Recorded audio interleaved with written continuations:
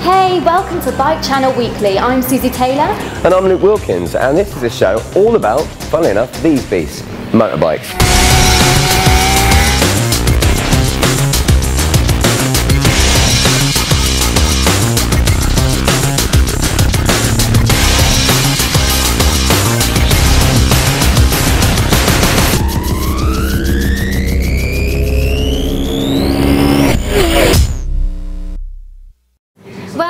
Have our very cool, no expense spared base, which P&H Motorcycles in Crawley have very kindly put on for us. And the idea of this show is really simple. We're going to bring you all of the best bits, all of the fun stuff and all the shenanigans we get up to on Bike Channel on a weekly basis.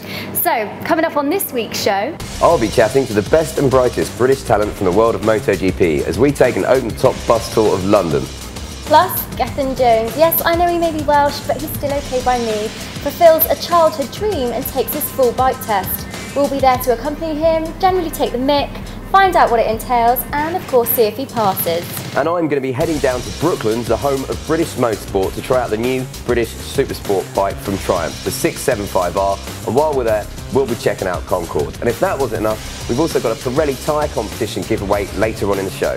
First up though, we went out to Spain with those crazy cats from Fast Bikes magazine to film their Sports Bike of the Year shootout.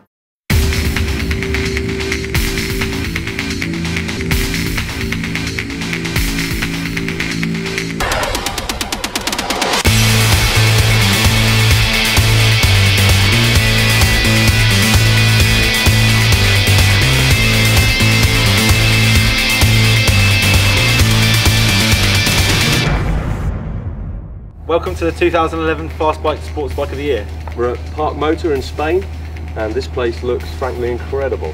Yeah, it's beautiful. It's set in the quarry, 2 years old, and yeah, beautiful. And we've got 10 awesome bikes to ride. What have we got again? Let's start with the big boys. We've got the Aprilia RSV4 factory. With all the well super white electronics on it. Yeah. KTM RC8R. Always good. Traditional bike. No electronics, but supremely capable. Another expensive European. Yep. Then another European, BMW S1000RR. Monster. The winner last year, so yep. Always a contender. Kawasaki's ZX10 gave it a good beating in the 1000cc group test, but fresh Bridgestone R10s and a Spanish track, we can see some different results.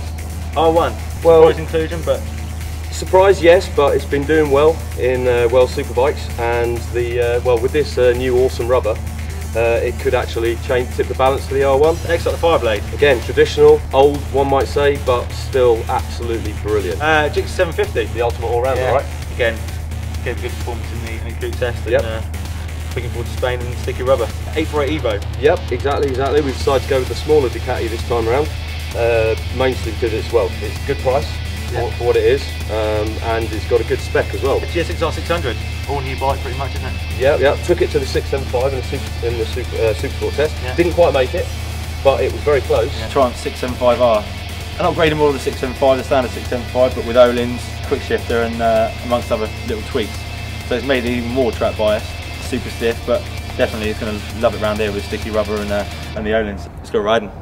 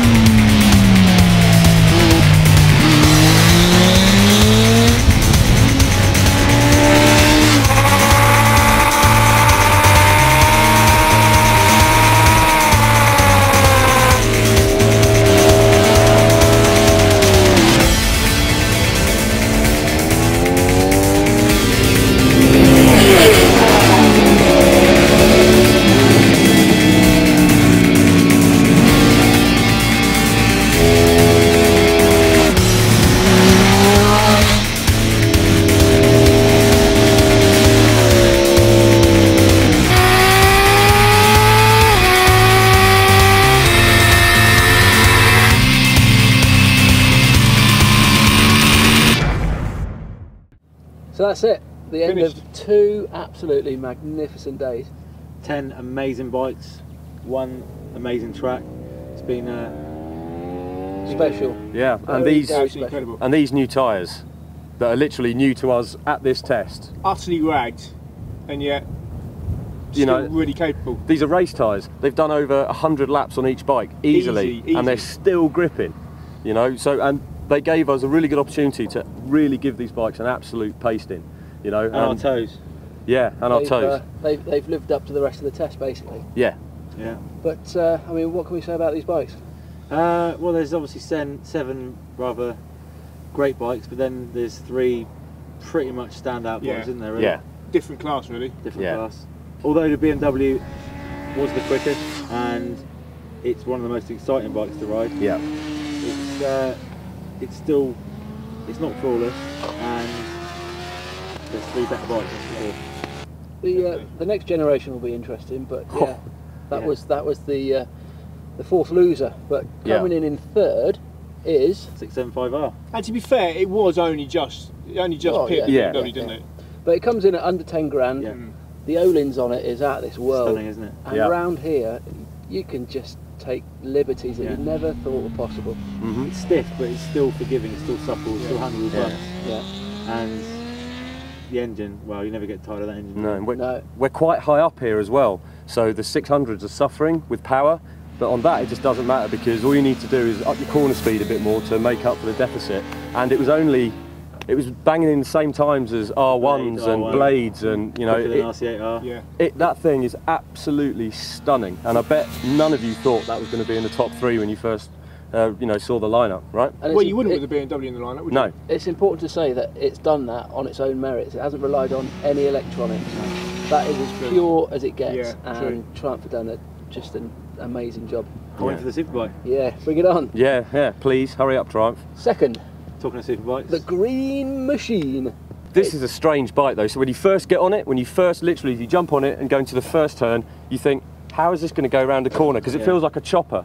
The back's really low, the front's really high, but very soon you learn that the steering on this it's sublime. And not just that, I find that so easy to go fast on. You expend no effort whatsoever.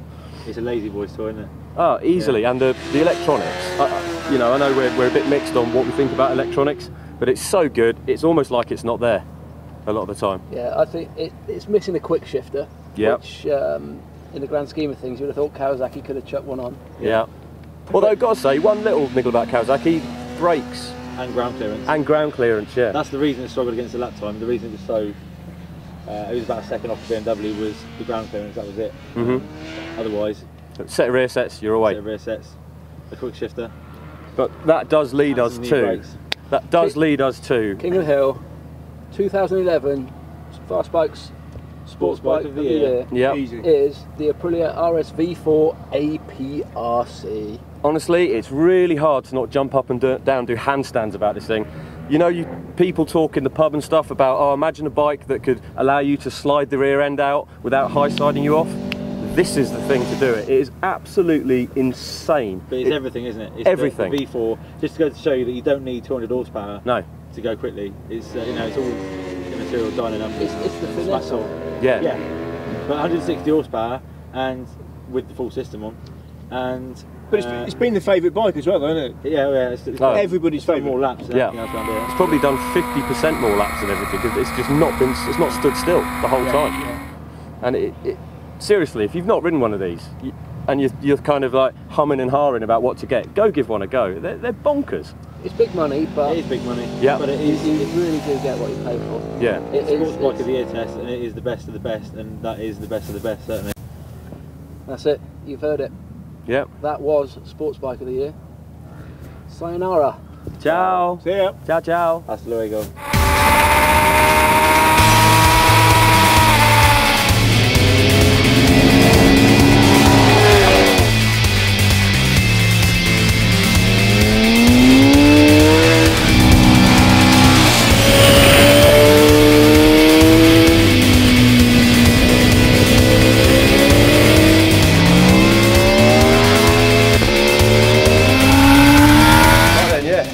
Coming towards the end of day day 2 at Park Motor, and sadly Bike Channel got to leave us. Diddums, I say. Because I think a few more laps before we go. I think so. A bit more on board. Yeah, a little bit more on board. Yeah. Okay, so see you, Bike Channel. Enjoy the wait in customs and all the rest of it. Yeah, and your flight on Sleazy Jet as well, and all the. We're going to get better on the boat. Yeah, we'll be nice and relaxed on the boat while you're having a really quite shonky time with things. But never mind, and thanks for your time. Bye now. See ya.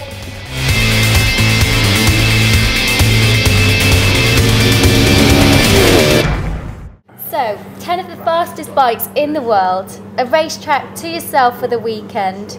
Luke, where were you? Yeah, I really dropped the ball on that one. I decided, as you'll see later on in this show, to get my hair cut that weekend. I had long hair down to there for 4 years, thought it was a bit of a ceremonial thing to do, and double booked it with the Sports Bike of the Year shootout. What do you do it with, a hedge trimmer? Yeah, something like that. I've got some angry cats to come and chew it off, but yeah, I gutted actually. It looked like I had so much fun, it's got to be said. So the Aprilia, worthy winner, do you think? That bike is insane. One of the fastest, best, most lethal track tools I've ever ridden. I absolutely love it. I'm 6'3", I'm not going to lie. It's based on a 400cc chassis size kind of frame, so I wouldn't be able to live with it on a daily basis, but then some of the best riders in the world can't. You're watching Leon Camier. But no, very much a worthy winner. So what about the bike that came third, my favourite bike? Ah, you see, I know you own one of these as well. I love the Triumph 675R, and do you know what? I thought it was time to spend a whole week on the machine and let you know what I think about it by taking it down to Brooklands Museum, the home of British motorsport.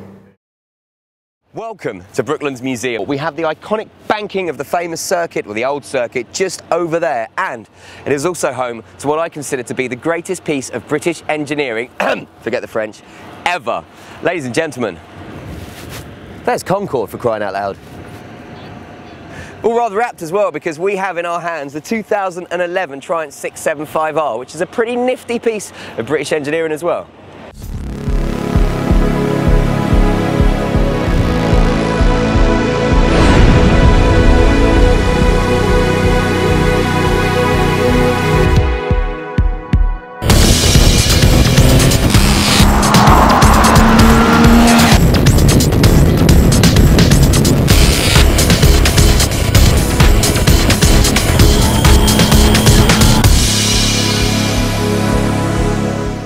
The bike costs £9,799, which seems a lot for a 600 Super Sport, and it is £1,400 more than the standard 675, but you get a hell of a lot of bang for your buck. So let's start with the Brembo front disc monoblock brakes. Not only do you get that, you also get Öhlins suspension throughout. I mentioned the rather snazzy, unique paint job with the exposed red frame here, plus, my friends, you get a quick shifter, which will help all you budding track enthusiasts shave an extra few tenths of a second off your lap time. The engine is Triumph's inline triple-cylinder 675cc unit, which produces 126 brake horsepower, 115 at the back wheel, and 55 pound-foot of torque. But my goodness, it's not about the figures, it's about how it delivers that torque. It has almost a completely flat power band. It is unbelievable. That triple just lets it pull from about, well, tick over 1,000, 2,000 RPM, unlike most 600s that you have to get up to about 6,000 or 7,000 before you really start to get excited.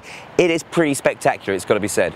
So what do all these new bits add up to? Well, it's got to be said, it has to be one of the best bikes I've ever ridden. And I'm not just saying that because I'm a big Triumph fan. You know I love my 600 Super Sports. Had a brilliant time on the ZX6R recently, the R6, and the new Gixxer 600, which is an incredible machine. But this is something else. To have a 600 that delivers so much power, so much torque, low down in the rev range, it means that you're not struggling to wind it up. You're not having to wring the neck of the bike from the word go to get the most out of it. If you wanted a bike just to literally race on track, this is probably one of the best track tools I've ever ridden. I sound like I'm waxing lyrical about this. Well, do you know what? I kind of am. I'm excited because Concorde's behind me, but I'm more excited about getting on this and riding it home because it is that special. Yes, it's a lot of money. £9,799 for a 600, when 600 usually cost you £6–7 grand, seems a bit.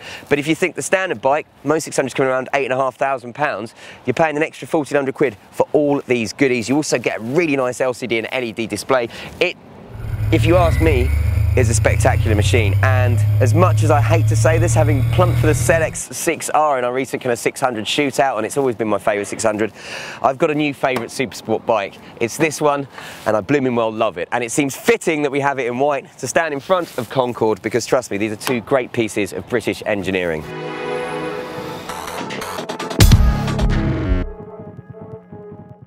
So So what did you think of my bike? Oh, I'm so jealous of you getting to ride that bike on a daily basis. Honestly, one of the best track tools, one of the best road bikes, just one of the best machines I've ever ridden. And the noise of that triple, it does something to me deep down that I can't really mention on a family show.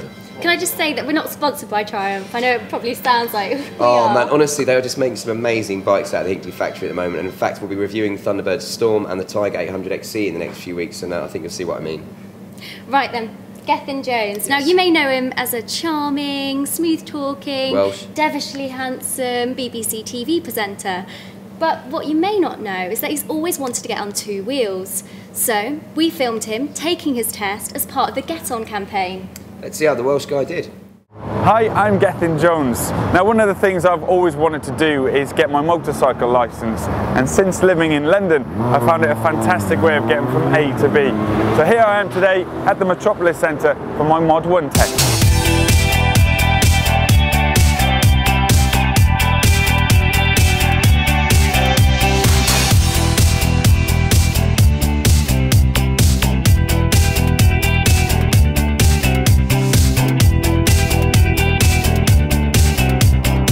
Terry, our instructor, has given us a brief on this bike. I've never ridden a bike this size before, and now we're off to the yard around the corner to practice for Mod 1.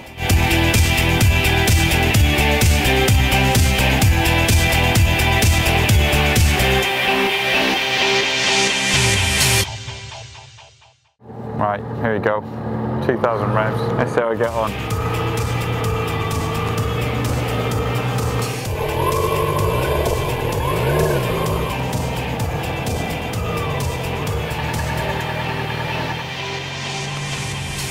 Obstacle course, slalom, figure of 8, U-turn, practiced. Are you ready for some lunch now? We go get some snack? Always ready for a lunch. Yeah? Okay. Just finished the morning session, been practicing some exercises. We've got a few more to do this afternoon. Gonna grab a bite to eat and then get back to it. Next up, emergency stops.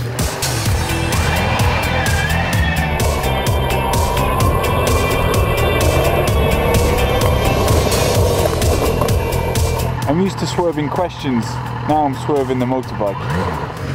Second gear. Don't want it to come, you're going to look stupid. Look out, keep driving through. Stop between the four cones. How's that, bud? That's a puppy. That's the puppy.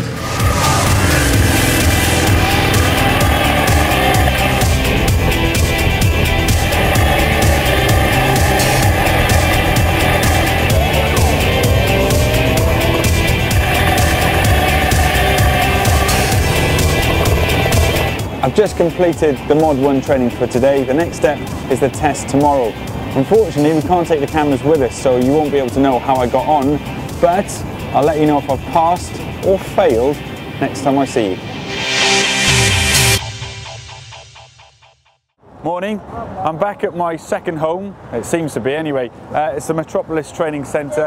I'm here to do a bit of training with Terry, my instructor, before heading up north for my test, my Module 2 test a bit later on. Let's get cracking. Okay, Gethin, these are some of the test questions you're going to be asked when you get down to the test centre. Do you know the exact ones? I know some of them. Okay, if we start off at the beginning, the tyres, what's the legal requirement of the tyres? 1 millimetre, within at least 1 millimetre over 75% of the circumference. Okay, what else should we check? Tyre pressure, no nails, no screws. Bang on. So I read that book you gave me. Yeah, well done. Okay, we have another switch here, which is the engine brake off. Yeah, emergency Stop. cutout switch. And It's if like when they you're on ask, the treadmill and you're running too fast and you can't. Yeah. and can only be done with the engine running.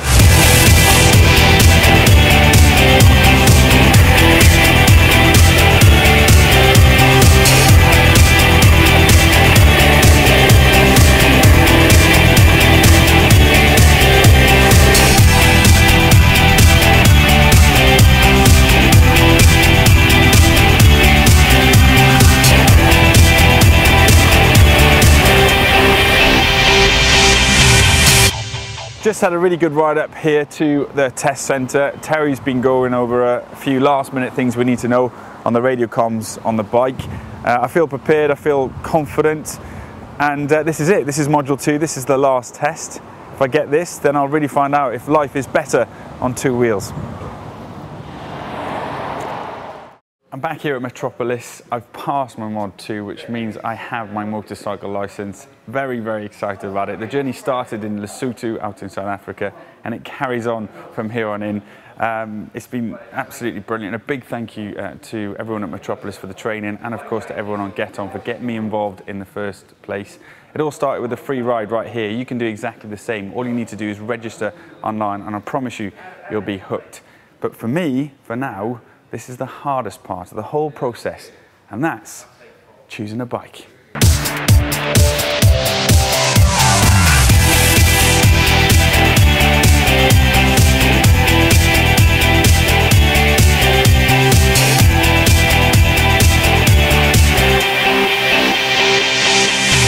Job done, decision made. Matches my eyes. Go Gethin! Well done, not bad for a Welsh bloke. Now, congratulations, mate. Top news and someone else showing the joy and thrill of excitement of being on 2 wheels. And do you know what? He is hot and a very good presenter, but I wouldn't change you, Luke, for the world. That's very sweet of you, Suzy. Suck up! Anyway, right, let's move on, because we got to spend a day with some of the best British riding talent out there from the world of MotoGP. I'm talking Danny Webb, Danny Kent, Scott Redding and Bradley Smith. Now, you'll agree with me on this, they might come across as very serious when you see them on camera. Definitely. On race weekends, because you kind of have to be when you're doing 150 mile an hour with your knee and elbow scraping on the ground. But we got to have a little bit of fun with them. We took it on an open-top bus tour of central London, and we had rather a special tour guide. Let's check it out.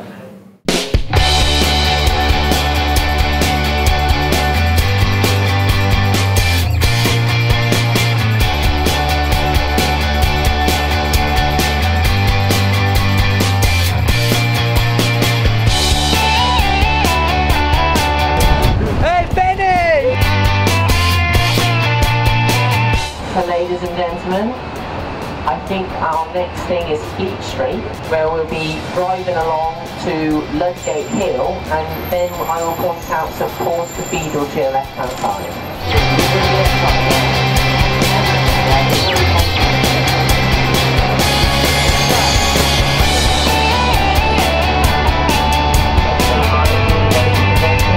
St Paul's is to your left-hand side. It's now 1:45. Wednesday afternoon before Silverstone Grand Prix. Welcome, Danny. Hey, Sally! So, obviously,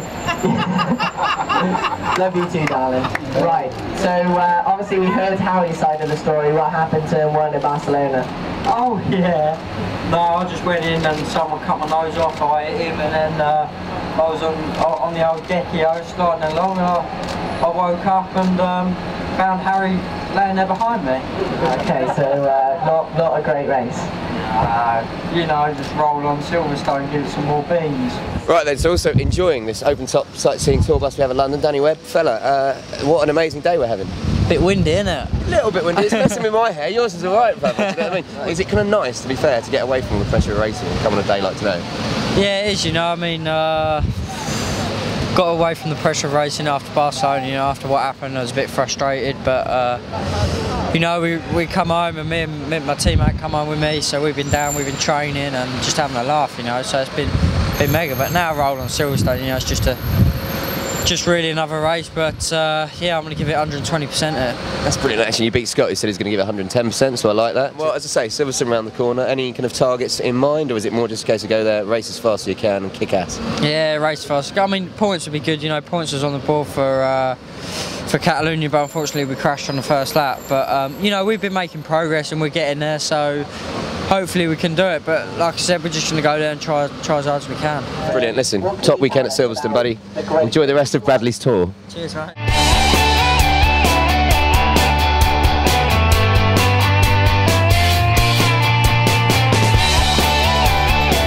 Right then, so we find at the back of the bus, it's all the naughty boys really, isn't it? Scott, this is a little bit different from what you normally do, isn't it, fella? Yeah, it's the way the meatball rolls at the back of the bus, that's us, you know.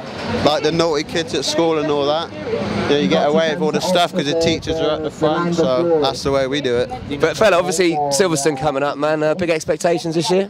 Yeah, you know, I'm pretty ready for it now. I got some points in Barcelona, and I really like Silverstone, and just being in England racing, it feels great. So, you know, I think we can do a good job there, and you know, we just have to see how the weather is, because it's meant to be rain then sun. But you know, whatever it is, we're still going to give 110% and do the best that we can do. Right, and listen, I mean, obviously all the boys you're here today with, you know, there's a great bit of banter. There is that kind of like rivalry between you, because you are the Brit pack. You know, you're all young British coming through. I take it in real life you all hate each other, really. I feel a bit like a wolf pack with all the boys, really. We're all like eager, ready to go, and like when we normally go racing, we're just like, yeah, you know, I want to get there, but like it just feels like there's something there, and we're all raring to go. You know, it gives a good bit of atmosphere. So, but out on track and that, you know, you've got no friends, you know.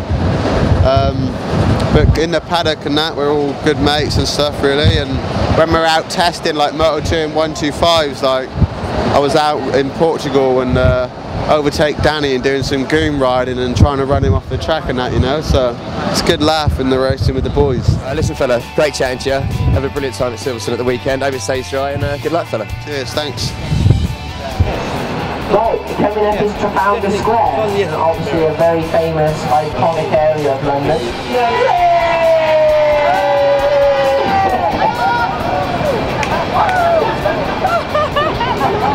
See, look, motoGP fans everywhere, even in Trafalgar Square. Right then, so here next to me is Bradley Smith. Now Bradley, first up, the rumours are abound today that you're thinking of leaving your current career to take up the glamorous, exciting and rather dangerous playboy lifestyle of a tour bus guide here in London. Yeah, absolutely. At the moment I'm struggling to learn all the different languages, you know, especially Japanese, but we're getting there slowly, and you know, today was my introduction day, and I get my report at the end, and we'll wait and see how that all pans out. On probation, a lot of pressure, obviously people watching you as well. I think you've done really, really well, and actually I'm really happy you interviewed all the riders, so I didn't have to. So, you know, I didn't have to get that age complex, because they're really young, aren't they? Yeah, I actually feel the veteran. You know, at 20 years old I feel the veteran, so you know, but obviously it's good fun to do things like this, you know, away from the paddock and away from the pressure and things. It's nice to just hang out and, you know, to show a little bit of your wannabe funny side, because I'm definitely no comedian. And Silverstone this weekend, fella, having made a step up to Moto2 this year, bike obviously a little bit bigger, more powerful. A, have you been finding it, and B, you know, what are your expectations for the weekend? Well, obviously going 3 weeks ago I would have thought, right, going to Silverstone, you know, looking for like a top 8 finish, if I can maybe scrape a top 6, but you know, after last weekend's performance and the 2-day testing that I got in Aragon, I think there's every chance that we can put in a good performance here, and you know, we know from me riding here a couple of days already this year what the track's like, and the bike seems to be working quite well, you know, especially in the fast stuff. Bradley, thanks so much, man. Have a great weekend at Silverstone, bro. Now get back to your day job, come on. Thanks. I'm afraid to say we're wrapping up for today. I hope you all enjoyed your trip around London, and I wish you all the very best for the Silverstone British Grand Prix weekend, and we look forward to seeing you at the racetrack, and maybe, if not at the racetrack, again next year in 2012. Thank you much everybody, and enjoy the rest of your day.